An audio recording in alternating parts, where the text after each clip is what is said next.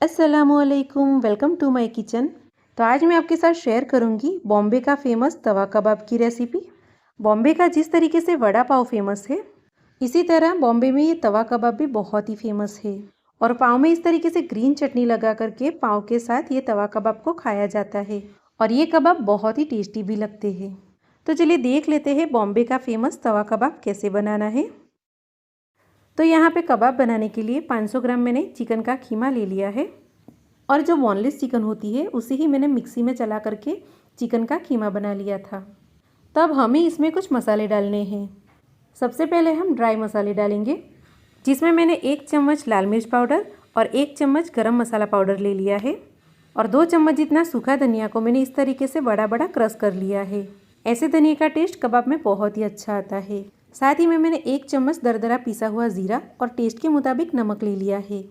तो ये सारे ड्राई मसाले हम चिकन के कीमे में डाल देंगे। अब हम इसमें 1 चम्मच अदरक लहसुन की पेस्ट डालेंगे। अब यहाँ पे मैंने 3 बड़ी साइज़ की प्याज को चॉपर में इस तरीके से चॉप कर लिया था और फिर प्याज का सारा पानी मैंने दबा करके निकाल लिया था। तो ये प्याज को भी हम इसमें डाल देंगे। अब यहाँ पे 8 से 10 तीखी वाली हरी मिर्ची को भी मैंने चॉपर में इस तरीके से चॉप कर लिया है। हरी मिर्ची की हमें पेस्ट नहीं बनानी है। इस तरीके से बारीक चॉप की हुई हरी मिर्ची का टेस्ट कबाब में बहुत ही अच्छा आता है। अब यहाँ पे बारीक कटा हुआ हरा धनिया 1 मुट्ठी भर मैंने ले लिया है, तो वो भी हम इसमें डाल देंगे। अब यहाँ पे 2 चम्मच बेसन को मैंने तवे के ऊपर ड्राई रोस्ट कर लिया था, यानी कि सेक लिया था, तो वो भी हम इसमें डाल देंगे। ये कबाब में बेसन का टेस्ट ही बहुत अच्छा आता है। अब हम इसमें 1 चम्मच नींबू का रस डालेंगे और 2 बड़े चम्मच जितना हम इसमें तेल डालेंगे। इसके जगह पे आप घी या तो बटर भी ले सकते हैं।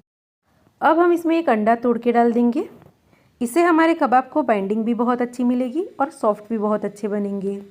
अब मैंने यहाँ पे 2 ब्रेड को इस तरीके से पानी में भिगा दिया था, तो इससे हमारे कबाब को बहुत ही अच्छी बाइंडिंग मिल जाती है और फ्राई करने के टाइम पे हमारे कबाब टूटते नहीं हैं। तो ये भिगी हुई ब्रेड को भी हम इसमें डाल देंगे। तो कबाब बनाने के लिए सारी चीज़ें हमने इसमें डाल दी है। अब हमें ये सारी चीज़ों को हाथों से अच्छे से मसल के मिक्स कर लेना है। तो ये तवा कबाब मैं चिकन के कीमे के बना रही हूँ। अगर आपको मटन के कीमे के कबाब बनाने हो तो वो भी आप बना सकते हैं, वो भी बहुत ही टेस्टी लगते हैं। पर मटन के कबाब के मैरिनेशन के टाइम पे आपको 1 चम्मच कच्चे पपीते की पेस्ट भी डाल देनी है।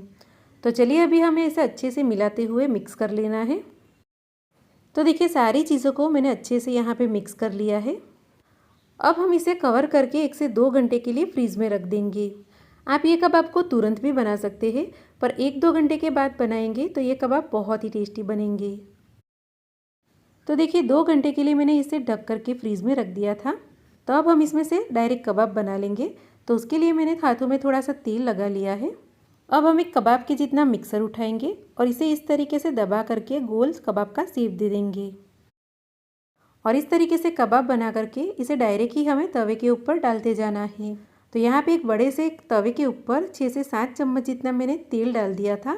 तेल मेरा अच्छे से गर्म हो गया, उसके बाद मैंने गैस की फ्लेम को स्लो कर दिया था। अब हम एक एक कबाब बना करके तवे में डालते जाएंगे।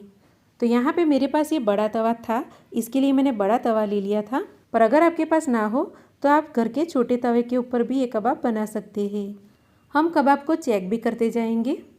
अगर नीचे से गोल्डन ब्राउन कलर के हमारे कबाब हो जाते हैं तो हम इसे धीरे से पलटा लेंगे। तो देखिए आप देख सकते हैं बहुत ही अच्छा ये कबाब का कलर आया है।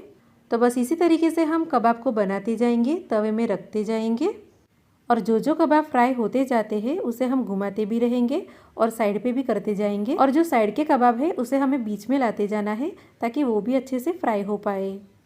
तो ये कबाब घर के ही मसालों से बहुत ही टेस्टी बन के तैयार होते हैं और ये कबाब थोड़े स्पाइसी बनते हैं, तो पाव के साथ ये बहुत ही अच्छे लगते हैं। तो देखिए जो जो कबाब हमारे फ्राई होते जाते हैं उसे हम निकालते भी जाएंगे ताकि ये नीचे से काले ना हो जाए। और कबाब को हमें चेक करते रहना है और अलट पलट भी करते रहना है। तो बस इसी तरीके से हम फ्राई किए हुए कबाब को निकालते जाएंगे और दूसरे कबाब बना करके डालते भी जाएंगे। तो देखिए बहुत ही बढ़िया हमारे कबाब यहाँ पे फ्राई हुए हैं और ये कबाब को बनाने का तरीका भी बहुत ही आसान है। तो चलिए इसी तरीके से हम सारे कबाब को बना लेते हैं। तो चलिए जो भी कबाब हमारे फ्राई हो चुके हैं उसे हमें गर्मा गर्म सर्व कर लेना है, क्योंकि ये कबाब गर्मा गर्म बहुत ही अच्छे लगते हैं। और दूसरे हमने ये जो कबाब बना के फ्राई करने के लिए रखे हैं उसे भी हम चेक करते रहेंगे। तो चलिए गर्मा गर्म कबाब को हम सर्व कर लेते हैं। तो ये तवा कबाब को सर्व करने के लिए इस तरीके से मैंने पाँव ले लिए हैं और उसको बीच में से मैंने इस तरीके से काट लिए हैं। तो सारे पाँव को हमें इस तरीके से काट के रेडी कर लेना है। अब पाँव के बीच में हमें इस तरीके से ग्रीन चटनी लगा लेनी है। तो ये ग्रीन चटनी बनाने के लिए मैंने बहुत सारा हरा धनिया, पुदीना, हरी मिर्ची, नींबू, ज़ीरा, नमक और 2 चम्मच बेसन की सेव डाल के चटनी को मैंने अच्छे से पीस लिया था। तो ये हरी चटनी को हम सारे पाँव के ऊपर इस तरीके से लगा देंगे। अब हम पाँव के ऊपर ये कबाब रख देंगे। तो आप देख सकते हैं बहुत ही बढ़िया हमारे कबाब लग रहे हैं और खाने में तो ये बहुत ही लाजवाब लगते हैं। तो चलिए इसके ऊपर थोड़ी सी प्याज हम इस तरीके से काट के रख देंगे। तो बिल्कुल हमने यहाँ पे बॉम्बे स्टाइल से ही तवा कबाब को सर्व किया है और इसी तरीके से ये सर्व करने से बहुत ही ज़्यादा टेस्टी भी लगते हैं। तो आप भी एक बार इस तरीके से तवा कबाब ज़रूर से बनाइए, घर में सबको ये बहुत ही पसंद आएंगे। तो आज की मेरी रेसिपी आपको पसंद आई हो तो मेरी चैनल को आप ज़रूर से सब्सक्राइब कर लीजिएगा। तो चलिए मिलते हैं एक नई रेसिपी के साथ, तब तक के लिए अल्लाह हाफिज़, हैप्पी कुकिंग।